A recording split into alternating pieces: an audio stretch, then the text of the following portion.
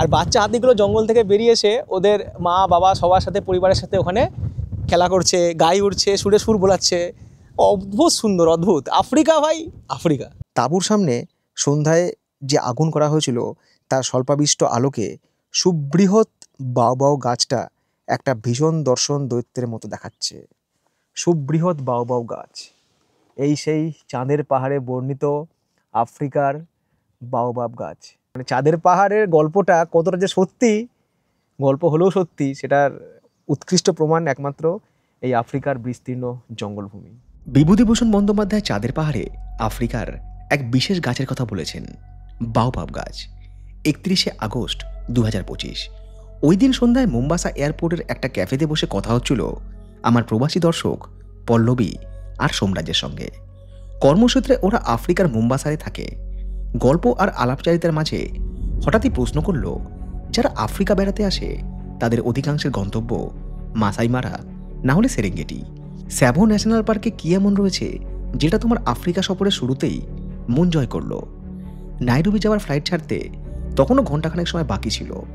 তারই মাঝে ডায়েরির পাতা খুলে ওদের শোনালাম আমার ফেলে আসা শেষ 12 ঘন্টার আনকাট অভিজ্ঞতা, যা শুরু 31শে আগস্টের সকালে ভয়ের আফ্রিকা লজ থেকে। ভোরের আলো তখনও ভালো করে ফোটেনি। এদিকে সাফারি গাড়ি নিয়ে হাজির ড্যানসন, আফ্রিকায় আমার প্রথম দিনের সাফারির গাইড কাম ড্রাইভার। সকাল 6:07 তৈরি হয়ে চলে এসেছি নিচে। আমিও নিচে এসেছি, সেই সঙ্গে দেখলেন সাফারির গাড়িও কিন্তু ঢুকলো। ডানসন আর আমি দুজনে মিলে সাফারি করব। এই গাড়িগুলোকে বলা হয় হচ্ছে 4x4 ল্যান্ড ক্রুজার। এখানে ভ্যানও হয়, এখানে ল্যান্ড ক্রুজারও হয়, বাট এই ল্যান্ড ক্রুজারে কিন্তু সাফারির খরচ সব থেকে বেশি। তো এই ল্যান্ড ক্রুজারে সিটের যে ক্যাপাসিটি সেটা রয়েছে 7 জন। 7 জন আসলে এই যে খরচটা হচ্ছে সেটা সবার মধ্যে শেয়ার হয়ে যায়। কিন্তু যদি আপনি শেয়ারিং না পান, এখানে এই সময় এই জুলাই আগস্ট মাসে শেয়ারিং পাওয়াটা খুব চাপের, কারণ প্রচুর ফরেন থেকে ট্যুরিস্টরা আসে, তারা হয়তো 3 জনে একটা গাড়ি বুক করে নেয়, বিভিন্ন এজেন্সি তারা গাড়ি বুক করে নেয়। তো যেটা পড়ে থাকে সেটা হচ্ছে প্রাইভেট সাফারি। এবার আমার সঙ্গে যদি আরও 3-4 জন থাকতো তাহলে এই সাফারির খরচটা আমি সবার মধ্যে শেয়ার করতে পারতাম সবাই মিলে। বাট যেহেতু কেউ নেই, তার জন্য এই পুরো গাড়িটা আমাকেই নিতে হচ্ছে সাফারির জন্য, এবং সারাদিন ধরে এই গাড়ি আমার সঙ্গে থাকবে এবং সাভো ইস্ট যে ন্যাশনাল ফরেস্ট রয়েছে তার চাপ্পা চাপ্পা ঘুরবো। হোটেল ট্যারিফের সঙ্গে ব্রেকফাস্টও ইনক্লুড ছিল। যেহেতু খুব সকালে সাফারির জন্য বেরোতে হয়, তাই ব্রেকফাস্ট ওরা প্যাকেট করেই দেয়। আফ্রিকা আসার জন্য যদি আপনি 2-3টে ন্যাশনাল পার্কও করেন, সেক্ষেত্রে 10 থেকে 11 দিন তো সঙ্গে রাখা উচিত। একটু আগেই পর্যন্ত কত অন্ধকার ছিল, এখন টাইম হচ্ছে সকাল 6:30। আর এই যে রাস্তা, এই রাস্তায় কানেক্ট করা হচ্ছে নাইরোবির সাথে ভয় হয়ে মোম্বাসাকে। এই দিকে চলে গেল হচ্ছে নাইরোবি, আর এই দিকে চলে গেল হচ্ছে মোম্বাসা। সাভো ইস্ট যে ন্যাশনাল পার্ক রয়েছে সেখানে আফ্রিকার যে বিগ 5 অ্যানিম্যাল, সেই বিগ 5 অ্যানিম্যালসে কিন্তু দেখা মেলে। সেই বিগ 5 হচ্ছে এলিফ্যান্ট, বাফেলো, লায়ন, লেপার্ড আর হচ্ছে রাইনো। প্রত্যেকটা ন্যাশনাল পার্কের একটা বিশেষত্ব আছে যে সেখানে কোন কোন অ্যানিম্যাল বেশি দেখতে পাওয়া যায় বা সেই ন্যাশনাল ফরেস্ট কোন প্রাণীর জন্য বিখ্যাত। তো এই স্যাভো ইস্ট ন্যাশনাল যে পার্ক রয়েছে বা ফরেস্ট রয়েছে, সেখানে আমি দেখছিলাম সেখানে লাল হাতি পাওয়া যায়, হাতির গায়ের রং লাল। এটা এখানকার বিশেষত্ব। এখন দেখা যাক ভাগ্য কতটা সঙ্গ দিচ্ছে, প্রথম দিনের সফরে আমরা কি কি অ্যানিম্যালস কভার করতে পারি। আফ্রিকা সিরিজের প্রত্যেকটি পর্বে এই পার্কে সাফারি, এন্ট্রি, অ্যাকোমোডেশন সহ সমস্ত খরচ এই বিষয়ে আপনাদের গাইড করে দেবো। নিজেরাই আফ্রিকা এসে এই সাফারি থেকে অ্যাকোমোডেশন খুব সহজেই বুক করা যায়, সেটাও তুলনামূলক অনেকটাই কম খরচে। তো এখানে সাফারি কস্ট আমার পড়ছে full day safari 20,000 Kenyan shilling. 20,000 Kenyan শিলিংকে যদি ভারতের মুদ্রায় আমি কারেন্সিতে কনভার্ট করি, সেক্ষেত্রে হবে 13,645 টাকা। 13,645 টাকা শুধু একদিনের সাফারির জন্য, সকাল থেকে সন্ধে পর্যন্ত। এর মধ্যে কিন্তু ইনক্লুড নেই হচ্ছে লাঞ্চ, গিয়ে তো খাওয়া দাওয়া করতে হবে, এবং এই যে ন্যাশনাল পার্ক এটার এন্ট্রি ফি। অর্থাৎ আজকের এই সাফারিটা যদি শেয়ারিংয়ে হতো তাহলে খরচ দাঁড়াতো পার হেড 2,500 টাকার কাছাকাছি। এবার এই 2,500 টাকাতে আপনি কি কি দেখবেন সেটা অবশ্যই দেখাবো, কিন্তু তার আগে ছোট্ট করে একটা লাইক দিয়ে দেন আর অ্যাডগুলো স্কিপ করবেন না। বুঝে নিত সোলো ট্রিপ, কোনো স্পন্সর নয়, তাই খরচ না উঠলে আগামীর প্ল্যান করা খুবই কঠিন। এই হচ্ছে এখানকার একটা পেট্রোল পাম্প, আর এই গাড়ি যে চলে, যে ফুয়েলিং সেটা হচ্ছে ডিজেলে। এখানে ডিজেল হচ্ছে 115 টাকা লিটার, 126 টাকা লিটার পেট্রোল। এটা শুনে একটু তাসাল্লি হলো, মনে যে আফ্রিকায় তেলের খরচ বেশি, নাহলে কপাল চাপড়াতাম যে ভাই সব জায়গায় তেলের খরচ তো কম। ইনফ্যাক্ট ভুটানেও তেলের খরচ যা কম, ইন্ডিয়াতে বেশি। আরও একটা গুরুত্বপূর্ণ প্রশ্ন, আফ্রিকা আসার সেরা সময় কখন? আপনি সারা বছরই আফ্রিকা আসতে পারেন, কিন্তু এই সময়টায় যখন আমি এসেছি এখন হচ্ছে এখানে শীতকাল। এই শীতকালটা এদের এখানে শুরু হয় হচ্ছে এপ্রিল মাস থেকে। এপ্রিল মাসের পর থেকে আপ টু অক্টোবর পর্যন্ত। তখন সমস্ত যে ফরেস্টের না সব ঘাসগুলো শুকিয়ে যায়। তো যখনই সমস্ত ঘাস শুকিয়ে যায় জঙ্গলের, তখন জঙ্গলের যে জীবজন্তু সেগুলো সহজে আমরা ভিজিট করতে পারি বা আমাদের চোখে বা আমাদের ক্যামেরায় ধরা পড়ে। বাট তারপর থেকে নভেম্বর থেকে মোটামুটি এখানে বৃষ্টি শুরু হয়ে যায়। এবার এই বৃষ্টির কারণে তখন জঙ্গল সবুজে সবুজ, সেই সবুজ ঘাস এত বড় বড় হয়ে যায় আফ্রিকার জঙ্গলে, তখন আর কোনো জীবজন্তুর দেখা মেলে না। এমন নয় যে তারা থাকে না, তারা থাকে, কিন্তু সাফারি করতে গিয়ে দেখা মেলে না। আর এমনি তো বর্ষাকালে জঙ্গলে যাওয়াটা মানে খুব একটা শুভকর নয় সব দিক থেকেই। তো ওই জন্য কিন্তু আফ্রিকায় যারা বেড়াতে আসবেন তাদের কিন্তু বেস্ট টাইম হচ্ছে এপ্রিলের পর থেকে আপ টু সেপ্টেম্বরের লাস্ট পর্যন্ত বা অক্টোবরের শুরু পর্যন্ত। হবে একটা প্ল্যান আপনাদের সবাইকে নিয়ে। এই বছর তো আমি গ্রুপ ট্যুর করছি Phuket Krabi, first group tour, যেটা হবে হচ্ছে অক্টোবরের 23 তারিখ থেকে 29 তারিখ পর্যন্ত। আর পরের বছর হবে একটা আফ্রিকা গ্রুপ ট্যুর সবাইকে নিয়ে। দেখা যাক ঠিকঠাক বাজেটে আপনাদেরকে ঘোরাতে পারি কিনা আমার তত্ত্বাবধানে। সাভো ইস্ট ন্যাশনাল পার্ক বিখ্যাত তার লাল হাতির জন্য, আর ভাগ্যদেবী সেদিন সহায় ছিলেন। ন্যাশনাল পার্কে ঢোকার আগেই দেখি রাস্তার ধারে জঙ্গলে একদল হাতি তার ছানাপোনা নিয়ে ঘাস খেতে ব্যস্ত। যদিও এগুলো লাল হাতি নয়। আর রাস্তার ডান দিকে দেখলাম আফ্রিকার বিগ 5 অ্যানিমেলসের আরও একটি বুনো মোষ বা বাফেলো। এখনো এন্ট্রি করিনি পার্কের ভেতরে, এবার এন্ট্রি করব। Let's go. ন্যাশনাল পার্কগুলোতে এন্ট্রির আগে এরকম ইলেকট্রিক ফেন্সিং রয়েছে, যাতে বন্যজন্তুরা বাইরে বেরিয়ে আসতে না পারে। সময় সকাল 7:10, একদম ঠিকঠাক টাইম। চলে এসেছি ন্যাশনাল পার্কের যে এন্ট্রি গেট সেখানে। এটা হচ্ছে ভয় গেট বা ভিওয়াই গেট। যারা কেনিয়ার সিটিজেন তাদের জন্য কিন্তু এই সাফারির খরচ, গাড়ির খরচ অনেক কম। যারা ফরেনার তাদের জন্য অনেকটাই বেশি। পার্কে এন্ট্রি করার জন্য যখন আপনি পে করছেন বা টিকিট নিচ্ছেন, সেক্ষেত্রে কিছু ডকুমেন্টেশন ফর্ম ফিল আপ মতো করতে হয়। তো যে আপনার গাইড রয়েছে বা ড্রাইভার রয়েছে, যে ড্রাইভার সেই গাইড, ড্রাইভার কাম গাইড, সেই কিন্তু এই সমস্ত কাজগুলো করে দেবে। আপনি শুধু এখানে দাঁড়িয়ে কিছু ছবি তুলে নিন আর আপনার এই পেমেন্ট যেটা সেটা করে দিন। একটা তথ্য দিয়ে রাখি, আপনার সঙ্গে তো অবশ্যই ইউএসডি ক্যারি করবেন, বাট এখানে কিন্তু এই ন্যাশনাল ফরেস্ট এন্ট্রি করার সময় কোনো রকম ক্যাশ দিয়ে কিন্তু কাজ হবে না। আপনাকে কিন্তু পে করতে হবে হচ্ছে আপনার কার্ড দিয়ে। তো আপনারা এক্ষেত্রে ইউজ করতে পারেন হচ্ছে ক্রেডিট কার্ড, এবং তাতে কিন্তু ইন্টারন্যাশনাল পেমেন্ট অপশানটা অবশ্যই অন করে রাখবেন। এবং হচ্ছে আপনাদের যদি ফরেক্স কার্ড থাকে সেটাও কিন্তু আপনারা ইউজ করে এখানে টিকিট নিতে পারবেন। এখানে অ্যামাউন্ট হচ্ছে 54.85 মানে 55 ইউএসডি পুরো দিনের সাফারির জন্য। অ্যাম্বোসেলি বলুন, আপনি সাভো বলুন, এগুলোতে খরচ কম। মাসাই মারা এতটাই ফেমাস হয়ে গেছে না, দুনিয়ার লোক শুধু জানে সাফারি মানে আফ্রিকার জঙ্গল, মানে ইস্ট আফ্রিকা মানেই মাসাই মারা। ওখানে গিয়ে ভিড় করে, ব্যাস ওরাও টাকা বাড়িয়ে দিয়েছে। পার্কে যখন আপনি এন্ট্রি করছেন, এন্ট্রি গেটে কিন্তু টয়লেট রয়েছে। তো টয়লেট কিন্তু এখানে ইউজ করে নিতে পারেন, কারণ ভেতরে গিয়ে কিন্তু যত্রতত্র এই গাড়ি দাঁড় করা হিসু করবো সেটা সম্ভব নয়, গাড়ি থেকে নামাও সম্ভব নয় নির্দিষ্ট জায়গা ছাড়া। Welcome to Tsavo East national park. Tsavo East কেনিয়ার সবথেকে বড় ন্যাশনাল পার্ক, যার আয়তন 13,747 বর্গ কিলোমিটার। উন্মুক্ত সমভূমি, শুষ্ক সাভানা এবং বিশ্বের দীর্ঘতম লাভা গঠিত ইয়াত্তা মালভূমি। এদিকে মাসাই মারার আয়তন 1,510 বর্গ কিলোমিটার। আয়তনে ছোট হওয়ার কারণেই মাসাই মারাতে বন্যপ্রাণী দেখার সম্ভাবনা সবচাইতে বেশি। এইরকম কিছু হয় ল্যান্ড ক্রুজারে, দারুণ অভিজ্ঞতা। এই জায়গাটা কিন্তু অনেকটাই হাইট এবং অনেকটাই বড়। মোটামুটি যারা এই গাড়িতে ট্রাভেল করছে জনশতাধিক মানুষ, তো সবাই কিন্তু এখানে ঠিকঠাক দাঁড়িয়ে তাদের ক্যামেরা রেখে ভিডিও শ্যুট করতে পারবে। সামনের দিকটা তো জায়গা রয়েছে ক্যামেরা রাখার মতো, সাইডেও রয়েছে ধরার জন্য, কারণ যেহেতু জঙ্গলের রাস্তা গাড়িটা জার্ক করবে। তো আপনারা কিন্তু সাপোর্ট সব রকম এখানে পেয়ে যাবেন। আপনি সামনে দাঁড়াবেন, আপনি পেছনে দাঁড়াবেন, আপনি মাঝে দাঁড়াবেন, যেখানেই দাঁড়াবেন আপনি কিন্তু ভিউজের কথা যদি বলি, ভিউজ এক্সিলেন্ট।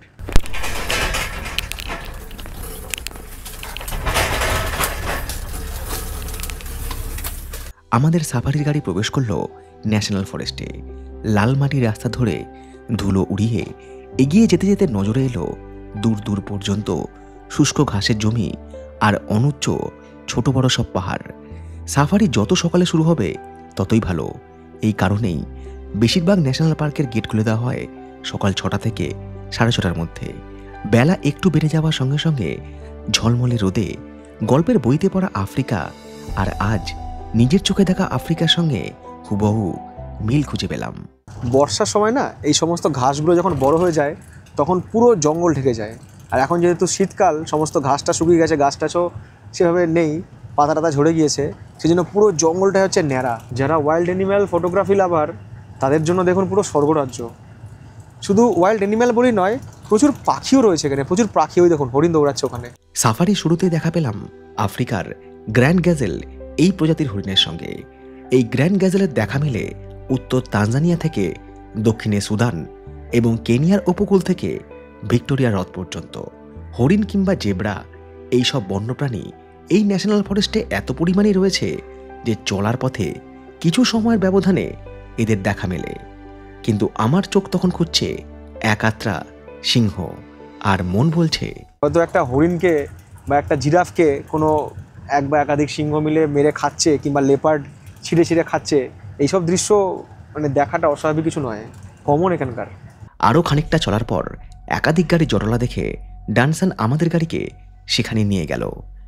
বিভূতিভূষণ চাঁদের পাহাড়ে এক জায়গায় লিখছেন, আফ্রিকা তার প্রথম বলি গ্রহণ করেছে।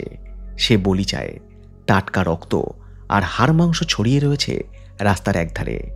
আমরা আসার কিছু আগেই একটা সিংহের শিকার হয়েছে আফ্রিকান গ্যাজেল। তাকে এই জায়গায় কিছুটা খাওয়ার পর বাকিটা সিংহ মুখে করে নিয়ে গিয়েছে ওই অদূরে গাছের নিচে। এই জায়গা থেকে খুব কাছেই রয়েছে একটা জলাশয়, সেখানে জল খেতে আসা এক পাল হরিণের একটি সিংহের শিকারে পরিণত হয়েছে। সেদিন আফ্রিকা সিংহ সম্পর্কে দুটো কথা জেনেছিলাম। প্রথমত, বেশিরভাগ সময় সিংহ শিকার করে খুব সকালের দিকে। দ্বিতীয়ত, বেলা বেড়ে গেলে অর্থাৎ রোদ উঠে গেলে সিংহ বিশ্রাম নেয় বিভিন্ন বুশ বা ঝোপঝাড়ে, কখনো বা গাছের নিচে। প্রত্যেকটি সাফারি গাড়িতে রয়েছে রেডিও সিস্টেম। জঙ্গলে কোথাও কিছু দেখা গেলে তৎক্ষণাৎ সেই খবর ছড়িয়ে পড়ে এক গাড়ি থেকে আরেক গাড়িতে। সবাই তখন ছুটে যায় সেই জায়গায়।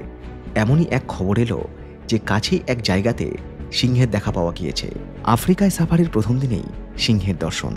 মনে ছিল অনেক উত্তেজনা আর পেটে অসহ্য বেদনা। শরীরে অনেকক্ষণ ধরেই অসুস্থ হচ্ছিল, হয়তো কিছু একটা ভুলভাল খাবার পেটে গিয়েছে। তাই নিজের অজ্ঞাতেই এসেছে প্রকৃতির ডাক। চারিদিকে এত ঝোপ জঙ্গল, কিন্তু তার মধ্যে বসে পড়ার উপায় নেই।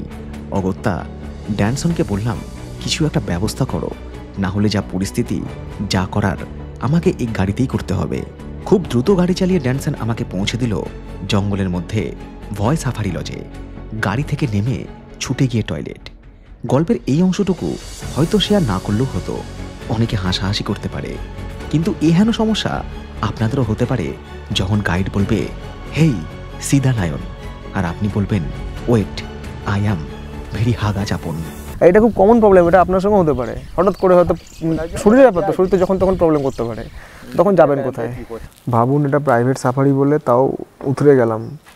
যদি এটা শেয়ার সাফারি হতো, ওই সিংহ ছেড়ে কেউ আসতো, আমি যদি বলতাম যে আমার প্রচণ্ড টয়লেট পেয়েছে, হয়তো লোকজন আমাকে ধাক্কে ওই সিংহের কাছে ফেলে দিত।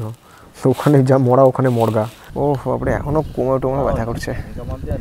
যাই হোক, হারানো এনার্জিকে ফিরিয়ে আনতে হবে, আবারও লেগে পড়তে হবে অরণ্য অভিযানে। সময় সকাল 10:45, প্রাকৃতিক কাজকর্ম সেরে আবারও বেরিয়ে পড়া। এই হোটেলে না কেউ কিন্তু জিজ্ঞেসও করবে না যে আপনি কেন এসেছেন, আপনার বুকিং আছে কি না, আপনি কেন টয়লেট যাচ্ছেন। অ্যাকচুয়ালি এরাও জানে যে এই সমস্যাগুলো হচ্ছে কমন। রাস্তার বাঁক ঘুরতেই দেখা হয়ে গেল একটা লেজার কুরুর সঙ্গে। ঝোপঝাড়ের মধ্যে কি যেন খুঁজছে। এই লেজার কুরু আফ্রিকান গ্যাজেলের মতোই এক শ্রেণীর অ্যান্টিলোপ বা হরিণ। ডানসান অভিজ্ঞ গাইড, সে আমাকে নিয়ে গেল ওই আগের জায়গাতে যেখানে সিংহী গাছের নিচে বিশ্রাম করছিল। এখন সে গাছতলা থেকে উঠে আশ্রয় নিয়েছে ওই অনুচ্চ টিলায় পাথরের ছায়ায়, সঙ্গে তার একদল ছানাপোনা। মাঝে মাঝে চোখ খুলে সিংহীটা আমাদের দেখছে। মায়ের সঙ্গে যখন তার বাচ্চারা থাকে তখন ওরা আরও সতর্ক হয়ে যায়। অ্যাম্বুসারিতে গিয়ে দেখেছিলাম মা হাতি কিভাবে তার ছোট ছোট বাচ্চাদের প্রোটেক্ট করে রাখে। সেই অভিজ্ঞতা শেয়ার করব পরের পর্বে। আফ্রিকার জঙ্গলে যখন আপনারা আসবেন, এখানে আপনারা জন্তু জানোয়ারের সাথে এতটাই ক্লোজ থাকবেন না। এই যে ওপরের দিকটা খোলা, তারপরে এই দিকের যে গ্লাস, এটা আমি নামিয়ে দিয়েছি। আমার থেকে হয়তো খুব বেশি হলে 20 থেকে 25 পা দূরে একটা সিংহী তার বাচ্চাকে নিয়ে ঘুমাচ্ছে। বাঘের গলায় যেমন কলার বোন পরানো থাকে তাদের অ্যাক্টিভিটি ট্র্যাক করার জন্য, তেমনই এই ন্যাশনাল পার্কে কোনো কোনো সিংহের গলায় পরানো রয়েছে কলার বোন। এটা তাদের মধ্যে একটা। ডানসান বলছিল প্রায় 700-র কাছাকাছি সিংহ রয়েছে এই ন্যাশনাল ফরেস্টে। যদিও এদের অনেকেই চলে যায় অ্যাম্বোসালিতে। সাভো, অ্যাম্বোসালি, মাউন্ট কিলিমাঞ্জারো, এই সমস্ত ন্যাশনাল পার্ক এক অপরের সাথে কানেক্টেড অ্যানিম্যাল করিডোর দিয়ে। বন্য প্রাণীর সাথে বা ওয়াইল্ড লাইফের সাথে মানুষের দূরত্ব এখানে প্রায় ঘুচে যায়। সাফারি গাড়ি করে সাফারি করছেন, ক্যামেরা আছে, অন্যান্য ইলেকট্রনিক্স ডিভাইস আছে, হঠাৎ করে চার্জ শেষ হয়ে গেল, পাওয়ার ব্যাঙ্কও চার্জ নেই, তখন কি করবেন? তো এই গাড়িগুলোতে কিন্তু প্লাগ পয়েন্ট রয়েছে, যেখানে কিন্তু আপনারা চার্জ করতে পারবেন। তো যখন আপনারা সাফারিতে আসছেন, হোটেল থেকে মনে করে আপনাদের 3-পিন প্লাগ, অর্থাৎ যেখানে আপনারা একাধিক চার্জার কানেক্ট করতে পারেন এবং সেই সাথে আপনাদের ইউনিভার্সাল অ্যাডাপ্টার অবশ্যই সঙ্গে নিয়ে আসুন। বন্য জীবজন্তু ছাড়াও এই স্যাবোতে রয়েছে প্রায় 400 প্রজাতির পাখি, যার মধ্যে একটি সেক্রেটারি বার্ড। এরাও স্থলজ শিকারী পাখি। সাহারান অঞ্চলের খোলা তৃণভূমি এবং সাভানায় এদের দেখা মেলে। এদের শরীর আর মাথা অনেকটা ঈগলের মতো, আর পায়ের গঠন সারসের মতো। এই পাখিগুলোর গড় ওজন 4.5 কেজি। ছোট ছোট প্রাণী আর পোকামাকড় এদের খাদ্য। জঙ্গলের মধ্যে দিয়ে আবারও পথ চলা। আজকে পুরো দিনটাই পথ চলতে হবে সূর্যোদয় থেকে সূর্যাস্ত। দূরে একটা গাছ দেখে তার নাম জিজ্ঞেস করতে ডানসান জানালো ওটা বাওবাব গাছ। তাঁবুর সামনে সন্ধ্যায় যে আগুন করা হয়েছিল তার স্বল্পাবিষ্ট আলোকে সুবৃহৎ বাওবাও গাছটা একটা ভীষণ দর্শন দৈত্যের মতো দেখাচ্ছে। সুবৃহৎ বাওবাও গাছ, এই সেই চাঁদের পাহাড়ে বর্ণিত আফ্রিকার বাওবাব গাছ, যার কথা অনেকবার চাঁদের পাহাড়ে পাওয়া যায়। এই সেই বাওবাব গাছ রাস্তার পাশে। এখন শীতকাল, পাতা সব ঝরে গিয়েছে, শুধু পাখির বাসাগুলো রয়ে গিয়েছে। রাস্তার ধারেই ওই বাওবাব গাছটাকে দেখে কিছুটা আবেগতাড়িত হয়ে একটা দুঃসাহসিক কাজ করে বসলাম। পরে মনে হয়েছিল এমনটা হয়তো করা উচিত হয়নি। সাধারণত এরকম জায়গায় জঙ্গলে নামার অনুমতি দেওয়া হয় না, বাট তবুও আমি সাহস করে নেমেছি, কারণ চাঁদের পাহাড়ে আমি এতবার বাওবাব গাছের কথা পড়েছি না, যে গাছটাকে আমি টাচ না করে থাকতেই পারলাম না। এই দেখুন, সে আফ্রিকার বিখ্যাত বাওবাব গাছ। এখানে প্রচুর পাখির বাসা রয়েছে। এই রাস্তায় হাঁটলে না আলাদা একটা রোমাঞ্চ, কোথার থেকে যে কি কখন বেরিয়ে আসবে।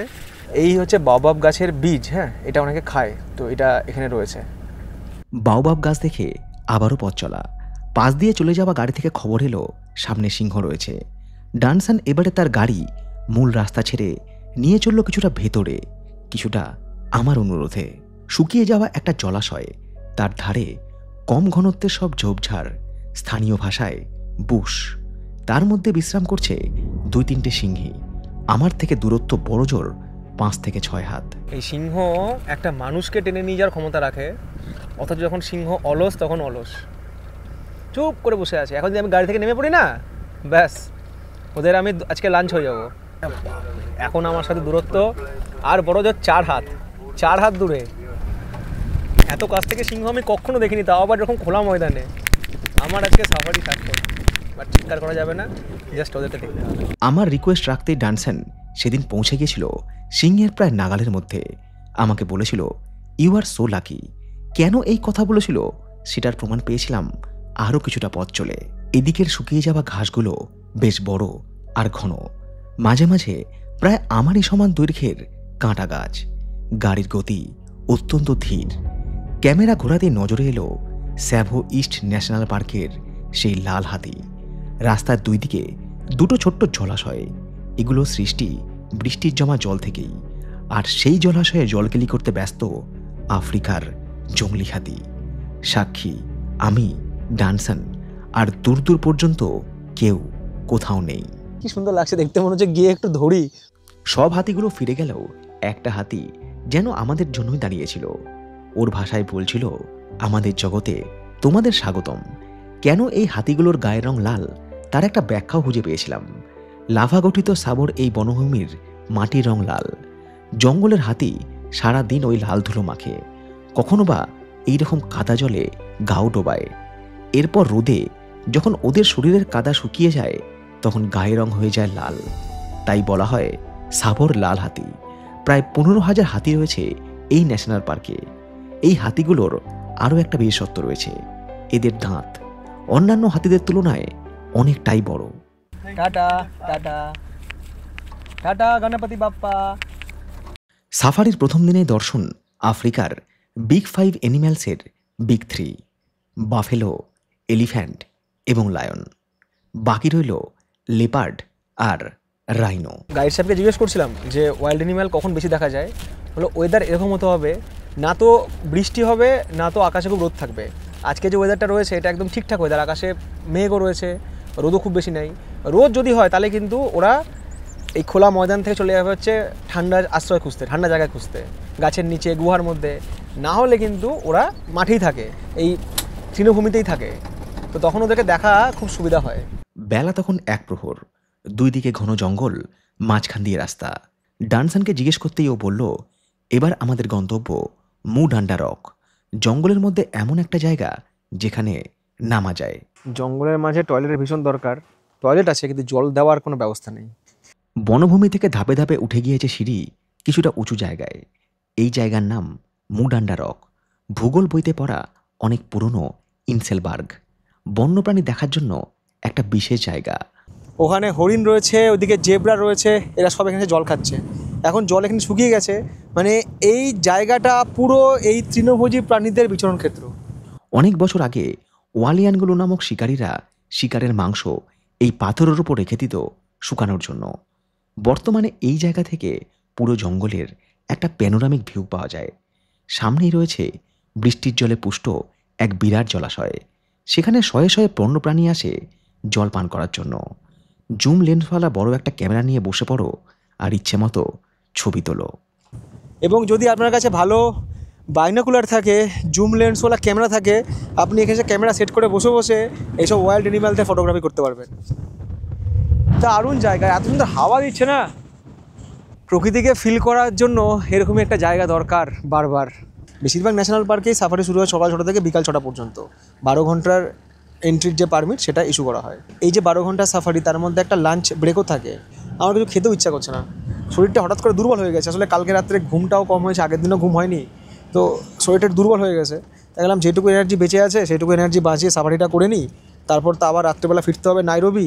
কালকে সকাল থেকে আবার শুরু হবে হচ্ছে অ্যাম্বুসেলি। লাঞ্চ পরিকল্পনা বাতিল করে আবারও শুরু হলো অন্য পথে সাফারি। প্রথমেই দেখা হলো একদল জিরাফের সঙ্গে। ওরা রাস্তা পারাপার করছে।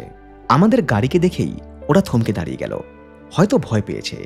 তারপর ওরা আমাদের আর আমরা ওদের দেখছি। কি মনে হতেই জিরাফ দুটো লাফ দিয়ে ঢুকলো পাশের জঙ্গলে, হয়তো ভয় পেয়েছে। আমাদের গাইড সাহেব বলছে যে জিরাফ সারাদিনে বোধহয় 5 মিনিট ঘুমায়, কারণ ওরা রিস্ক নেয় না। কারণ যখন তখন সিংহ চলে আসে। এবার সিংহ যদি স্পিডে আসছে, এবার 18 ফিটের একটা জিরাফ, তার তো উঠতেও সময় লাগবে অত বড় শরীরটা নিয়ে, অত লম্বা শরীর নিয়ে। তো জিরাফ ঘুমোয় না, জিরাফ জেগে জেগে ঘুরে বেড়ায়। পথ দীর্ঘ হয়ে চলে গিয়েছে সোজা সরলরেখা বরাবর। ক্যামেরা হাতে বসে আছি, না জানি কখন কোন প্রাণী আবারও চলে আসে এই রাস্তার কিনারে। যদিও সবটাই ভাগ্য আর ভালো গাইড, এই দুয়ের ওপরই নির্ভর করে। ভাগ্য কী জিনিস আপনাদেরকে বলি। আমাদের সাথে একজনের দেখা হয়েছিল, ওরা এরকম সাফারি করছে। বলছে সকাল থেকে এই ফরেস্ট ঘুরে নিয়েছে, কোনো সিংহ দেখতে পায়নি। আরও কয়েকজন ভদ্রমহিলা যারা অ্যাম্বুসেলি থেকে এসছে, ওরা অ্যাম্বুসেলিতে গেছিলো হচ্ছে সাবো ওয়েস্ট, তারপরে আজকে সাবো ইস্টে এসছে। বলছে কোথাও সিংহই দেখতে পায়নি। যদি কপাল ভালো থাকে না, তাহলে সাফারি শুরুতেই আপনি সিংহ হাতি দেখে পুরো ফাটাফাটি। আর যদি কপাল ভালো না থাকে তাহলে কিন্তু দেখা পাবেন না। এই পথেই আমাদের সঙ্গে দেখা হলো আফ্রিকার ইল্যান্ড হরিণের। আফ্রিকার বৃহত্তম হরিণগুলির মধ্যে এই ইল্যান্ড হরিণও রয়েছে। চাঁদের পাহাড় গল্পে এই ইল্যান্ড হরিণের উল্লেখ রয়েছে। আলভারেজ এবং জিম কার্টার কাফেরদের বস্তিতে এই ইল্যান্ড হরিণ শিকার করে কাফেরদের আমন্ত্রণ করত মাংস খাওয়ার জন্য। ড্যানসন বলছিল এই ইল্যান্ড হরিণ আয়তনে এতটাই বড় এবং শক্তিশালী, কখনো কখনো সিংহ এদের শিকার করতে ভয় পায়। এরপর যা দেখলাম তাতে আমার আফ্রিকা সফর এক কথায় সার্থক। শুরুতেই বলেছি ভাগ্যদেবী সেদিন সহায় ছিল, আর এই মুহূর্তটা ডেডিকেট করলাম আমার ক্ষুদে দর্শক বন্ধুদের। আর দর্শকদের জন্য বলবো, আপনারা যারা আমার আফ্রিকা সিরিজ দেখছেন, সম্ভব হলে চাঁদের পাহাড় বইটা কিনে আপনাদের ছেলে মেয়েদের এই গল্পটা পড়ে অবশ্যই শোনাবেন, ওদের আরও ভালো লাগবে। চাঁদের পাহাড়ে এক জায়গায় শঙ্কর বলছে, কিন্তু এসবের চেয়েও মধ্যরাতে একদল বন্য হস্তির বৃংহিত তাঁবুর অত্যন্ত নিকটে শুনে, বৃংহিত মানে হচ্ছে বৃংহন হাতির ডাক, শঙ্কর এমনই ভয় পেয়ে গেল যে আলভারেজকে তাড়াতাড়ি ঘুম থেকে ওঠালো। আলভারেজ বলল, আগুন জ্বলছে তাঁবুর বাইরে, কোনো ভয় নেই, ওরা এদিকে ঘেঁষবে না। আর আমরা কিন্তু ওদের কাছে ঘেসেছি। এই হচ্ছে হাতি, হাতির পুরো ফ্যামিলি রয়েছে, মা হাতি, বাচ্চা হাতি, বাবা হাতি। ওইদিকে জঙ্গলে কিছু ঘুরে বেড়াচ্ছে, আর ওখানেও রয়েছে, ওরা খুব সুন্দর।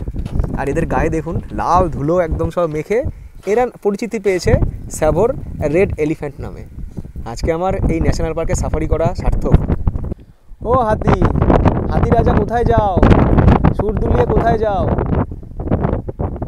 হাতি রাজা, এখানে কেউ নেই বলেই না, গাড়ি কম আছে বলে আমি এত ওয়াইল্ড অ্যানিমাল দেখতে পাচ্ছি। যদি প্রচুর গাড়ি এখানে আসতো না তখন তো না দেখাও যেতে পারতো, কারণ তখন তোরা একটু দূরে দূরে সরে যেত ভয়ে। এখানে এত গাড়ি যদি পরপর যায়, এরে হাতি আমার দিকে আসছে, আয় আয় আয় আয় আয়। পুরো হাতির পাল, হাতির বাচ্চা, ওটা দেখো বালি নিয়ে খেলছে। এরকম হাতির পাল এত দেখা যায় না সাধারণত, মানে দেখা যায় না বলতে অনেকে দেখতেই পায় না। আমি যেহেতু তাকে একা একা ঘুরছি, তো আমরা এই দিকটা গাড়ি ঘোড়া অতটা নেই, তো দারুণ। হাতির সঙ্গে আরও দুটো বাচ্চা যাচ্ছে, সামনে একটা বাচ্চা, মাঝে একটা বাচ্চা। কি সুন্দর লাগছে দেখতে, মনে হচ্ছে জাস্ট ছুটতে গিয়ে হাতিগুলোকে বাচ্চাটাকে ধরে নিই, মাঠটা আর ফিরবো না এখানে। আমাদের দেখে ভয় পাওয়া তো দূরের কথা, ওরা আরও বেশি বেশি সংখ্যায় জঙ্গল থেকে বেরিয়ে এলো। বাচ্চা হাতিগুলোর উৎসাহ সবচাইতে বেশি। ওরা সবাই চলেছে ওই জল জমা জায়গাতে, তারপর জল কাদা নিয়ে খেলা করবে। এগুলো দেখে মনের মধ্যে অদ্ভুত এক শান্তি। ছোটবেলায় সার্কাস দেখার সময় হয়তো মনে এমনই আনন্দ হতো। এই বইটা পড়ছি, আর যখন বইয়ের পাতা থেকে চোখ সরাচ্ছি, তখন কিছু না কিছু দেখা পেয়ে যাচ্ছি যার উল্লেখ এই বইটায় বারবার রয়েছে। হ্যাঁ, এখনও অবধি আমি পাইনি দেখা ব্ল্যাক মাম্বার দেখা পাওয়া চাপ আছে, বাবুনের দেখা পাওয়ার চেষ্টা করব।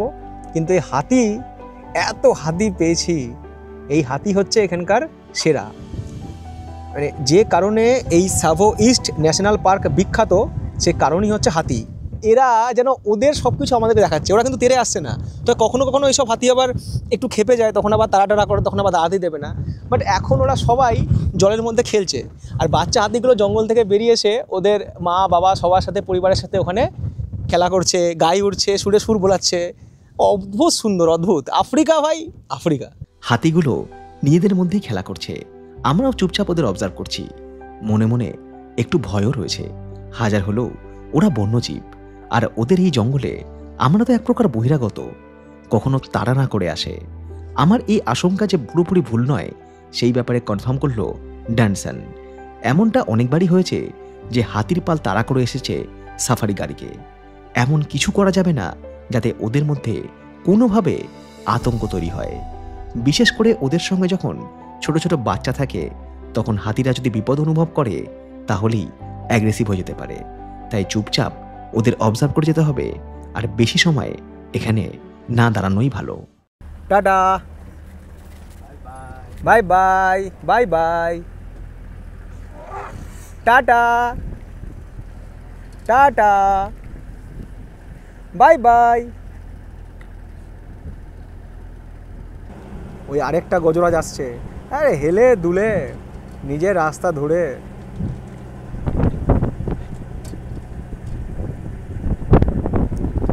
জানে তোর বন্ধুরা জলে নেমে গিয়েছে, তোর সব ফ্রেন্ডরা জলে নেমে গিয়েছে, তুই নামবি না? যা তাড়াতাড়ি যা, জল শেষ হয়ে গেল, তোর বন্ধুরা দেখ জলে নেমে পড়েছে, যা তাড়াতাড়ি যা, জল শেষ হয়ে যাবে। টাটা। চলার পথে এরপর যার দেখা পেলাম, সেও আফ্রিকার বিগ 5 অ্যানিম্যালের মধ্যে একজন। গাছের ওপরে চুপচাপ বসে থাকা আস্ত একখানা লেপার্ড। আমাদের আগের এক গাড়ি ওকে স্পট করেছে। গাছের সাথে এইভাবে মিশে আছে যে ওকে দেখা পাওয়াটাই মুশকিল। এটা কিন্তু অনেক বড়, লম্বা, কিন্তু মনে হচ্ছে না বিড়ালের মতো দেখতে, মানে বিড়ালের একটা আপগ্রেড ভার্সন। আমি আরেকটু জুম করে দিই। ন্যাশনাল ফরেস্টের এক এক জায়গাতে যেন এক একটা প্রাণী রাজত্ব। কোথাও হরিণ, সিংহ, হাতি, জেব্রা, জিরাফ, এবারে লেপার্ড। যদিও বলতে বাধ্য হচ্ছি এগুলো কিছুই না, সবে তো গল্পের শুরু, সিনেমা এখনো বাকি। ওই লেপার্ডের কথা শুনে সব গাড়ি এখন যাচ্ছে লেপার্ড দেখতে, বলছে লেপার্ড এই জঙ্গলে খুব রেয়ার, কারণ সাভো ওয়েস্টে লেপার্ড আছে, ইস্টে আছে খুব কম। তো সবাই এখন যাচ্ছে লেপার্ড দেখতে। বাট যেটা দেখা পাইনি সেটা হচ্ছে রাইনো। রাইনোর দেখা পেয়ে গেলে আমার বিগ 5 অ্যানিম্যাল দেখা সম্পূর্ণ। দেখা যাক, বিকাল 4টে অবধি তো আছি। তবে যেটুকু আজ পেয়েছি আফ্রিকার প্রথম সাফারিতে, সত্যি মানে মন ভরে গিয়েছে। আমাদের গাইড সাহেব বলছে যে আপনি খুব লাকি, মানে এরকম একসাথে একই দিনে, মানে একই বেলায় এত অ্যানিম্যাল চট করে সবাই দেখতে পায় না। আমরা ফেরার পথ ধরেছি। অদূরে দেখি একটা হাতি ঠিক রাস্তার মাঝ বরাবর দাঁড়িয়ে কি যেন করছে। ড্যানসন, অভিজ্ঞ গাইড, সে বলল জঙ্গল থেকে এক্ষুনি একদল হাতি হয়তো রাস্তা পারাপার করবে। ওদের দলের একজন আগে থেকে দেখে নিচ্ছে রাস্তা বিপদমুক্ত কিনা, তারপর ইশারা করলে বাকিরা জঙ্গল থেকে বেরিয়ে এসে রাস্তা পার করবে। এবং ওদের এই দলে বাচ্চা হাতিও রয়েছে। প্রথমে ওই হাতিটা এসে ওদেরকে সংকেত দিল যখন ওরা জঙ্গল থেকে বেরোচ্ছে যে চলে আয়, ঠিক আছে। সংকেত দেওয়ার পরে দেখলো কোনো বিপদ বা কিছু আছে কিনা, রাস্তা পার হতে পারবে কিনা। তো যখন দেখলো হ্যাঁ ক্লিয়ার, তখন ওরা রাস্তা পার হয়ে গেল। আর ওরা যখন রাস্তা পার হয় না তখন গাড়িকে দাঁড়িয়ে যাওয়াটাই নিয়ম, না হলে ফলটা উল্টো হতো, বিপরীত হতে পারে, মানে ওরা আক্রমণাত্মক হয়ে পড়তে পারে। মানে এই টাইমটাই কি যে রাস্তার মধ্যে দাঁড়িয়ে আছে, কখনো ওদেরকে সাইড কাটানো বা হর্ন দেওয়া বা কিচ্ছু করা উচিত না। আর সবথেকে বড় কথা, ওদের সঙ্গে বাচ্চা রয়েছে। এবার যখন বাচ্চা থাকে হাতির সাথে, তখন হাতিরা নাকি আরও বেশি ওদেরকে প্রোটেক্ট করতে চায় এবং আরও বেশি সতর্ক থাকে, যে হয়তো ভাববে আমাদের বাচ্চাকে ধরতে এসছে। সেটা হাতির ক্ষেত্রে না, সেটা মানুষের ক্ষেত্রেও, সেটা অন্যান্য জীবজন্তুর ক্ষেত্রেও। যখন বাচ্চা থাকে আমাদের সঙ্গে, আমরা অনেকটাই সতর্ক হয়ে যাই যে বাচ্চাকে আমাকে সাবধানে রাস্তা পার করে দিতে হবে। তো এখানে ব্যাপারটা তাই। ওই জন্য এখানে আমাদের চুপচাপ দাঁড়িয়ে ছাড়া কোনো উপায় নেই, যতক্ষণ না ওরা ওদের জায়গায় চলে যাচ্ছে।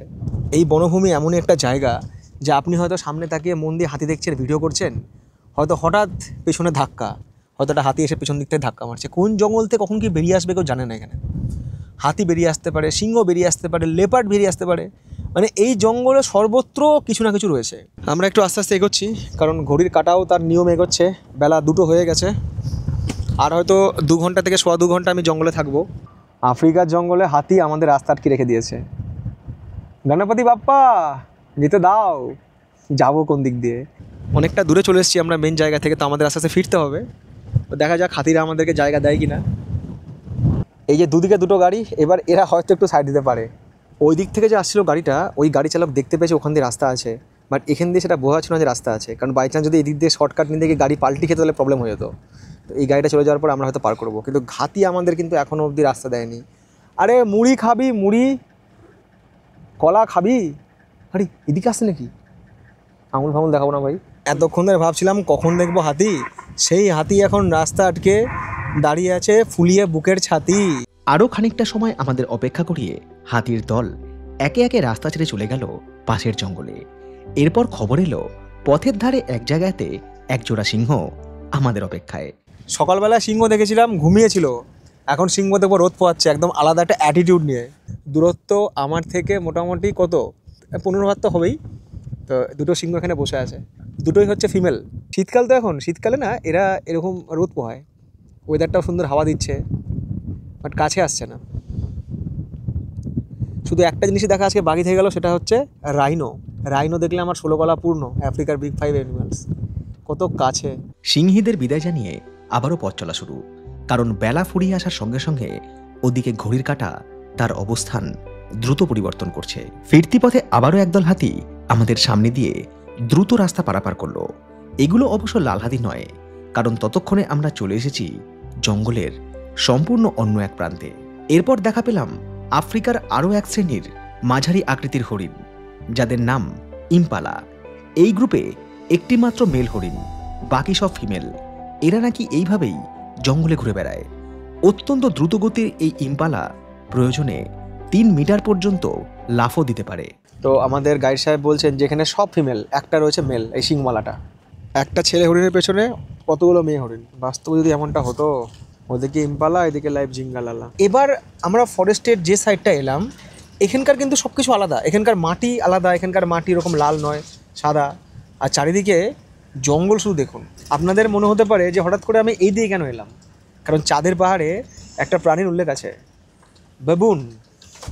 সেই বাবুন দেখতে এসে আবিষ্কার করলাম এই জঙ্গলেও মানুষজন চাইলে টেন্ট করে রাত্রিবাস করতে পারে। আর এই জায়গার রোমাঞ্চ ঠিক কীরকম সেটা এবারে আপনাদের দেখাই। এই যে টেন্টগুলো রয়েছে, এগুলো সবাই সাথে করে নিয়ে আসে। যারা গাড়ি নিয়ে আসে, টেন্ট, খাবার, রান্না সব জিনিসপত্র সঙ্গে নিয়ে আসে। আর যদি ধরুন এরকম হলো যে টেন্ট কেউ সঙ্গে আনলো না, তাহলে এই যে ভদ্রলোক রয়েছেন, এই ভদ্রলোক টেন্টের ব্যবস্থা করে দেবেন। এখানে আপনি ক্যাম্প খাটাবেন, রাত্রেবেলা এখানে থাকবেন, আর এইখানে হাতি ঘুরে বেড়াচ্ছে। এই গাছে কোথায় যে বাবুন রয়েছে না। 3টে 4 বাজে, আর বেশি সময় নষ্ট করা যাবে না। বেবুনের দেখা সেদিন আর পাইনি, সময় ফুরিয়ে আসছিল। অতএব জঙ্গলকে বিদায় জানিয়ে ফিরে এলাম হোটেলে, সেই আফ্রিকা লজে।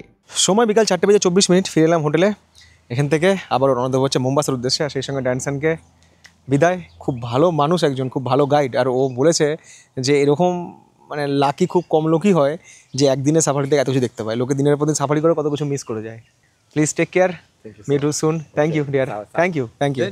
আবার আসতে হবে। সাবো তো আমরা ইস্ট দেখলাম, আর ওয়েস্ট দেখতে হবে পরবর্তী সময়। বাট এবার আমাকে এখান থেকে রওনা দিতে হবে হচ্ছে মোম্বাসার উদ্দেশ্যে, কারণ এখান থেকে মোম্বাসা ধরে রাখুন 3.5 ঘন্টা রাস্তা। মোম্বাসা না আসলেও চলতো। ভয় থেকে রাতের ট্রেন ধরে আবারও ফিরে আসা যেত নাইরোবি। তাতে খরচ অনেকটাই কম হতো। কিন্তু সেই রাতে আমার ফ্লাইটের টিকিট করা ছিল মোম্বাসা থেকে নাইরোবি। একই সঙ্গে পরের দিন খুব সকালে নাইরোবি থেকে যেতে হবে অ্যাম্বাসেলি। যদিও এখান থেকে নাইরোবি না গিয়ে এখান থেকে অ্যাম্বাসেলিও যাওয়া যেত, কিন্তু এখান থেকে অ্যাম্বাসেলিও প্রায় 7 থেকে 8 ঘন্টার রাস্তা, এবং সেক্ষেত্রেও গাড়ির খরচ অনেকটাই বেশি। সব ন্যাশনাল পার্ক করতে গেলে কভার খরচ তো হবেই, তাই কিছু শেয়ারিংয়ে করব, কিছু প্রাইভেটে করব। 6:57 পৌঁছে গেছি। এটা হচ্ছে মোম্বাসার এয়ারপোর্ট, এটা হচ্ছে MOI। অনেকটা আগেই পৌঁছে গেলাম। ফ্লাইট এখান থেকে 9:15 ছাড়বে। আর ড্রাইভার দাদা আমাদের যা গাড়ি চালিয়েছে ফাটাফাটি, মানে একবার তো অন্য একটা গাড়ির মুখোমুখি হয়ে যাচ্ছিলো প্রায় ওভারটেক করতে গিয়ে। আমি তো কুল হয়ে বসে আছিলাম, গেল বাড়ির লোক আর পাবে না বোধহয়, আর এটাই শেষ। যাক, ভগবান বাঁচিয়ে দিয়েছে, আমাদের গাড়ি একটু বাইরে নিয়েছে, ওই জন্য আমি কিছু ব্লগটা বানিয়ে চুপচাপ বসছিলাম। আচ্ছা, আমি এনাকে কত পে করলাম সেটাও বলে দিই। গতকাল আমি যে মোম্বাসায় পৌঁছেছিলাম, মোম্বাসা সাইট সিন করা এবং মোম্বাসা থেকে আমাকে ভয়তে নিয়ে যাওয়া এবং ভয় থেকে আজ মোম্বাসা ছাড়া, তো সব মিলিয়ে আমি ওনাকে পে করলাম হচ্ছে 22,000 কেনিয়ান সিলিং, আমাদের ভারতীয় টাকায় 15,000 টাকা মতো। এই টাকাটা আপনারা সেভ করতে পারবেন, আমি বলে দিচ্ছি আপনাদেরকে। ধরুন এই সেম ট্রিপ আপনারা করছেন, আপনারা সাবো দেখতে আসছেন, সেক্ষেত্রে আপনারা মোম্বাসা আসবেন না।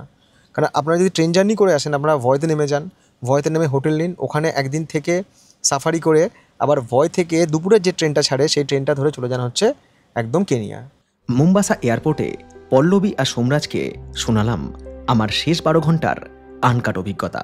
এখানেও মুড়ি পাওয়া যায়, কিন্তু এখানেও শুধু, বাট এটা একটু ভেজে নিতে হবে, মানে কলকাতা স্টাইলের মুড়ি হবে না। সমস্ত কিছু পাওয়া যায়, সব আইটেমই এখানে পাওয়া যায়, কলাইয়ের ডাল পাওয়া যায়, সব পাওয়া যায়।